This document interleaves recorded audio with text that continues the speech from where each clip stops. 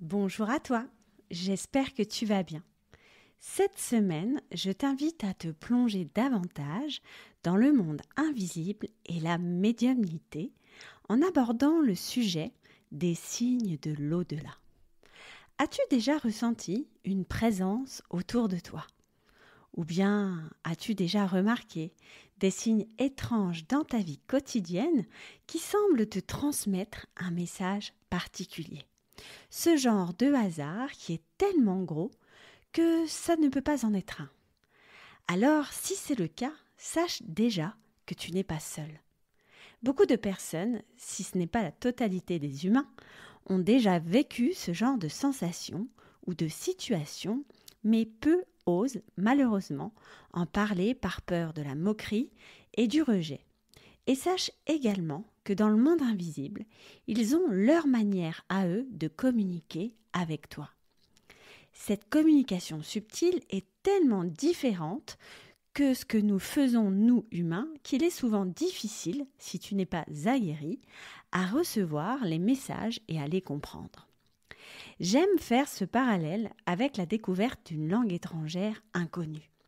Quand j'étais à la faculté, j'étudiais les sciences du langage et il y avait une matière qui nous apprenait à décrypter le fonctionnement des langues étrangères. Mon professeur aimait beaucoup nous challenger et nous proposer des langues très peu connues. Et un jour, il nous a fait écouter et lire du swahili, qui est une langue africaine.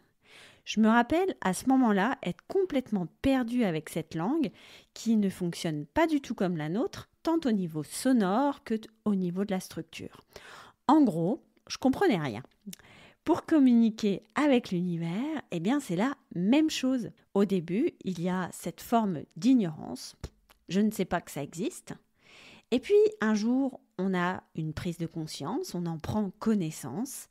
Ok, cette langue existe, mais je ne la connais pas, donc il y a une forme d'incompréhension. Et si on a envie d'apprendre cette langue, on va d'abord l'explorer. Et cette exploration va nous mener à l'apprentissage de cette forme de communication. Et puis après, à l'expertise. On va maîtriser cette langue. Donc, apprendre à communiquer avec l'univers, c'est comme si tu apprenais une nouvelle langue qui est en plus peu connue. C'est ça qui est important aussi de souligner parce que on entend l'italien, l'espagnol, même le latin. On sait que ça existe, cette langue-là. En tout cas que ça existait, on l'apprend encore à l'école. Mais par contre, le swahili, par exemple, peut-être que toi tu la connais, mais moi à cette époque, je ne savais pas que cette langue existait.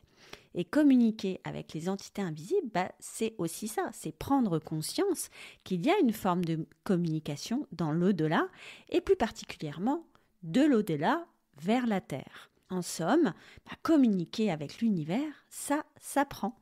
Et si tu souhaites l'apprendre, ou si tu souhaites te perfectionner dans cette communication, c'est tout à fait possible. Alors, dans cet épisode, je te propose de commencer ton apprentissage de cette nouvelle langue par l'identification des signes afin que tu comprennes comment les entités invisibles communiquent avec toi et comment elles cherchent à entrer en contact, car n'oublie pas, cette capacité est à la portée de tous, comme tout apprentissage que l'on souhaite développer. La première façon de communiquer avec les entités invisibles est de t'éveiller à tes sensations corporelles, car les entités nous envoient très souvent de nombreux messages à travers notre corps. Parfois, une caresse légère ou une pression soudaine peut indiquer une présence autour de toi. Régulièrement, je ressens autour de moi des présences et ça se manifeste pour ma part dans mon dos, entre mes omoplates. C'est comme si on venait se coller à moi ou me tenir les épaules. Tu sais, parfois ce parent qui vient derrière toi et qui te pose les mains sur les épaules pour te dire « T'inquiète, je suis là, ça va aller, je te soutiens ». Eh bien, j'ai parfois cette sensation qui me montre qu'il y a une entité qui est près de moi et qui cherche à communiquer ou simplement me manifester qu'elle est avec moi et qu'elle m'accompagne dans mon quotidien. Peut-être toi aussi, tu as déjà eu ce genre de sensation et il n'y a pas à avoir peur. C'est encore une façon à eux de te montrer qu'ils veillent sur toi. Si la sensation est trop désagréable et te provoque de l'angoisse ou beaucoup d'insécurité et sur plusieurs jours, et que tu te sens fatigué après ce contact, alors il est intéressant de voir à ce moment-là une médium qui est spécialisée dans le dégagement. D'ailleurs, d'ici 1 ou 2 épisodes, je te présenterai une lumineuse dont c'est la spécialité.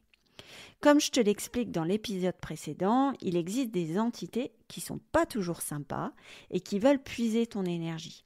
Mais rassure-toi, la plupart du temps, ce sont des entités lumineuses qui veulent juste te montrer qu'elles sont à tes côtés. La deuxième manière de communiquer avec les énergies invisibles sont la manifestation des heures miroirs et des chiffres répétés. Tu as sans doute entendu parler de ça, ça circule beaucoup sur les réseaux, identifier les heures miroirs, qu'est-ce que ça veut dire ?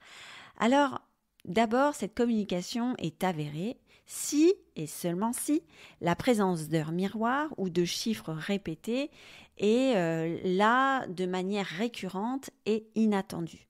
Si tu attends toutes les heures une heure miroir, là, évidemment, ce n'est pas une manifestation de l'au-delà. Et si elle se manifeste qu'une seule fois dans ta journée, c'est pareil. Il y a peu de chances que ça soit l'au-delà, c'est juste une manifestation du hasard pour le coup. Par contre, si tu tombes sur de nombreuses heures miroirs, sur une période précise, et cela de façon inattendue, c'est sûrement qu'il y a quelque chose à comprendre de l'au-delà. Très souvent, les anges ou les guides se manifestent ainsi pour valider quelque chose, si tu as des doutes, pour te dire que tu es sur le bon chemin, ou juste t'indiquer que tu es en train de faire un faux pas. Pour ma part, les heures miroirs viennent souvent quand j'ai des doutes sur ce que je suis en train d'entreprendre. Je me demande si je suis sur le bon chemin, si je suis assez légitime pour entreprendre ce que j'ai prévu. Et à ce moment-là, je sais qu'il y a une forme de validation. Et d'ailleurs, j'entends très souvent « ça va aller » en connexion avec ces heures miroirs. Alors si toi, tu vois aussi des heures miroirs, je t'invite à prendre de la hauteur et à ce moment-là où ça t'arrive régulièrement dans ta vie, de te demander « c'est ce qui se passe actuellement dans ton quotidien ou dans ta vie ?» Si par exemple tu as des choix à faire, si tu es prêt à changer de vie, si c'est réellement bon pour toi et sentir au plus profond de ton être si ça valide à l'intérieur, si ce que tu es prête à faire ou sur le choix que tu es en train de faire, si ça valide. Alors souvent, les heures miroirs viennent ici comme une forme de validation. Si tu as besoin d'être rassuré, sache qu'elles viennent généralement pour ça. Alors maintenant parlons de synchronicité. Je sais que c'est souvent un sujet qui passionne, les synchronicités, et je sais que j'ai beaucoup de personnes dans ma communauté qui me disent « Betty, est-ce que tu pourrais faire un live spécial synchronicité ?» Parce que effectivement, ça passionne. Et ces coïncidences qui semblent trop parfaites pour être simplement le fruit du hasard sont en réalité des messages codés spécialement destinés pour toi. Quand tout semble simple et fluide, mêlé à une grande surprise, il y a ici une forme de synchronicité, c'est-à-dire une grande validation de la part de tes guides que tu es sur le bon chemin. La plus grande synchronicité que j'ai pu vivre jusqu'alors dans mon existence est liée à mon déménagement en Bretagne.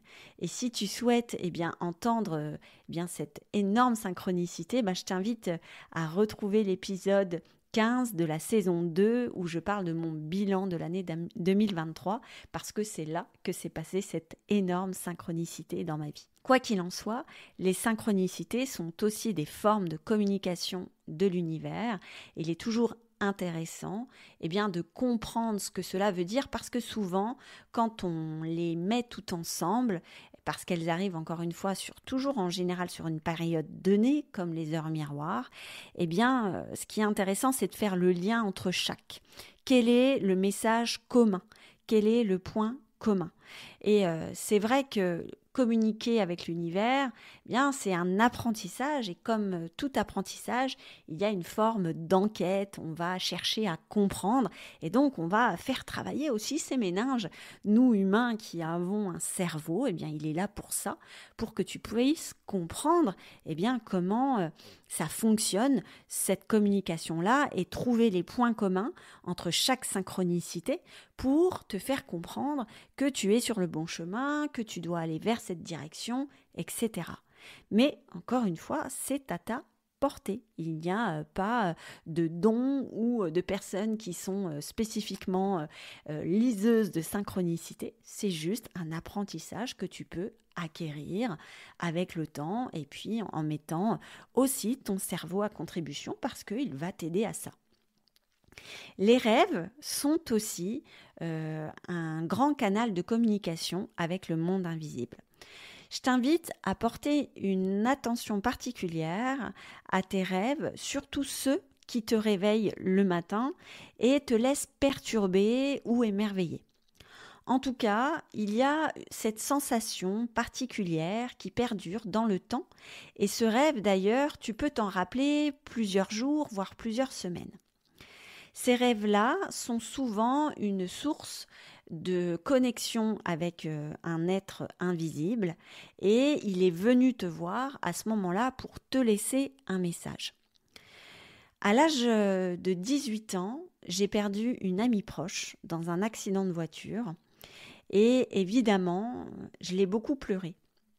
J'avais du mal à me dire qu'on puisse partir si tôt avec une mort assez violente comme ça et avec une jeune femme qui commençait à avoir une vie un peu plus paisible en plus. Donc j'avais beaucoup de tristesse, beaucoup de colère et j'avais du mal à faire mon deuil et à apaiser eh bien, cette tristesse et son départ. Et puis un jour, alors que je dormais profondément, elle m'a rendu visite dans un rêve. Et elle est venue me rassurer. Elle m'a montré son environnement et elle m'a demandé de ne plus être triste parce que là où elle était maintenant, elle y était très bien. Elle m'a même montré là où elle vivait et un chemin par lequel on pouvait y accéder. Et on est arrivés toutes les deux devant une forme de portillon. Et elle m'a expliqué que je ne devais pas passer ce portillon, qu'elle était derrière ce portillon et que moi, je devais rester devant parce que derrière, c'était le monde des morts et c'était là qu'elle se trouvait. Et en tout cas, quand je l'ai vue dans ce rêve, je me suis vraiment trouvée réconfortée, apaisée, j'étais heureuse. Et à mon réveil, j'ai pleuré et j'ai réussi à faire mon deuil parce que je me suis dit qu'elle était bien, qu'elle était heureuse, qu'elle était épanouie et que du coup, j'avais plus de soucis à me faire parce que dans l'au-delà, elle était bien et elle avait été accueillie dans la lumière. Les rêves sont un magnifique portail de communication avec les entités invisibles et ce sera à toi de les décrypter, de les porter à ta conscience et comme ces synchronicités, de mener l'enquête entre ce qui se passe dans tes rêves et ce qui se passe dans ta vie et dans ton futur. Enfin, je terminerai cet épisode sur les signes de l'au-delà avec les entités qui communiquent avec l'électricité. Tu sais, les ampoules qui clignotent ou les appareils qui s'éteignent soudainement ou encore la télé qui s'allume et qui s'éteint toute seule. Tous ces signes sont parfois une communication de l'au-delà. Alors, comme tous ces signes, évidemment, il y a une forme ici de répétition.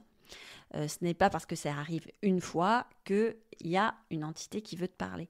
C'est vraiment, ça se répète régulièrement et l'électricité, part en live tout le temps pendant plusieurs jours, voire une grande période. Alors, ce qui est aussi drôle, c'est que certains même, maintenant qu'on a des nouvelles technologies, ils s'adaptent et ils vont se manifester dans les box Alexa, par exemple. Donc, c'est assez rigolo, comme aussi l'au-delà s'adapte à la technologie de notre Terre. Et donc, lorsqu'on n'est pas aguerri avec ce genre de communication, bah, c'est sûr que ça peut surprendre, même faire peur. J'ai une ancienne collègue enseignante qui a cette faculté de communiquer avec l'au-delà, mais elle ne cherche pas forcément à développer cette part d'elle. Pour autant, les entités sont réceptives à sa vibration et cherchent souvent à communiquer avec elle. Dans ce cas-là, elle m'appelle au secours et elle me dit: Betty, viens vite, il y a des choses qui se passent chez moi, je pense que ça y est, il y a une entité qui veut communiquer et tout ce qu'il y a dans ma maison, ça part en cacahuète et ça commence à me faire flipper. Alors, elle, ce qu'elle voit régulièrement quand il y a des manifestations comme ça de l'au-delà dans sa maison, en tout cas c'est comme ça que les entités se manifestent. Alors, elle a la télévision qui s'allume et qui s'éteint toute seule, et ça plusieurs fois dans la journée.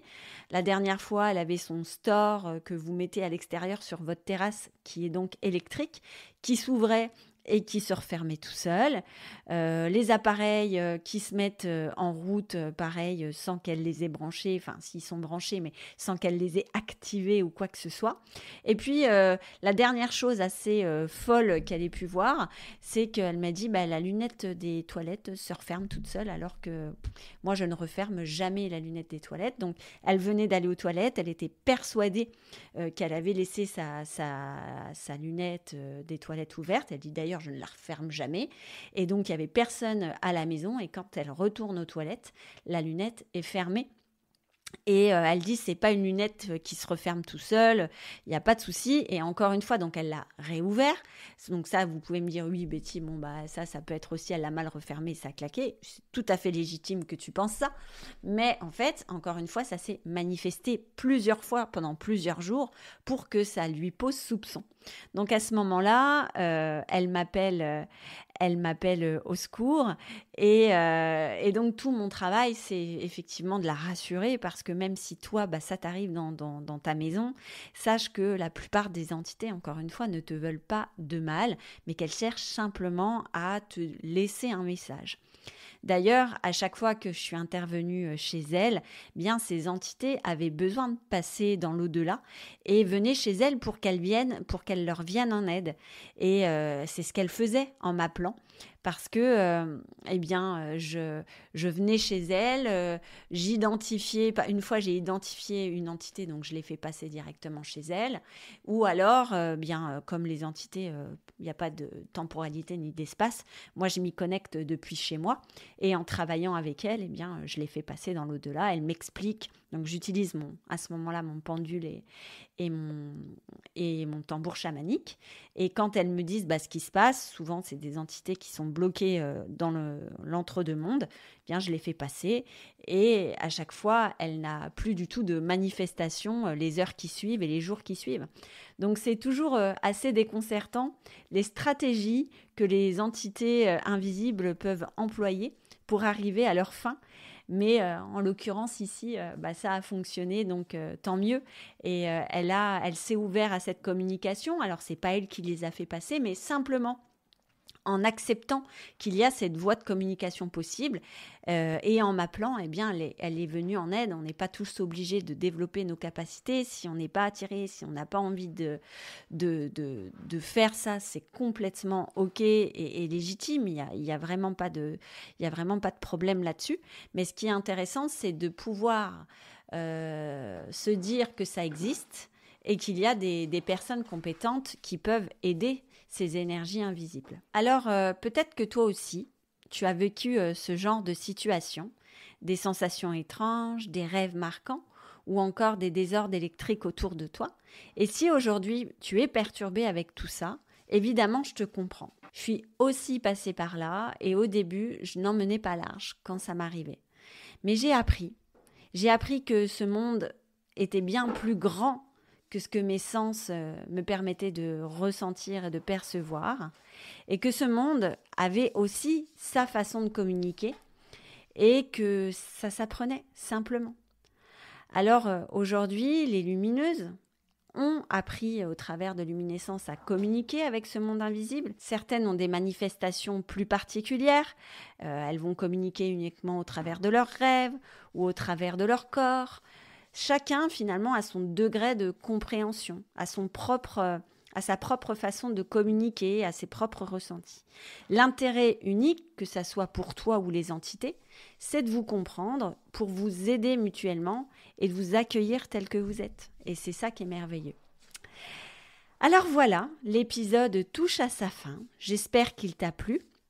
Et si tu souhaites d'ailleurs en discuter davantage ou te retrouver avec des personnes qui sont comme toi, connectées aux énergies invisibles, eh bien, n'hésite pas à venir sur le groupe L'Effet Positif, le groupe Facebook, où eh bien, nous communiquons ensemble chaque semaine sur différentes thématiques autour du monde invisible. D'ailleurs, tu pourras retrouver le lien juste dans la description de cet épisode. Et eh bien, tous les membres de la communauté se feront un plaisir de t'accueillir. Et je me ferai aussi un grand plaisir à répondre à toutes tes questions à ce sujet. Alors je te souhaite, comme d'habitude, une excellente journée, matinée, soirée, selon le moment où tu écouteras cet épisode. Et puis je te dis à très bientôt pour une nouvelle thématique. Et en attendant, eh bien, prends soin de ton âme. Bye bye.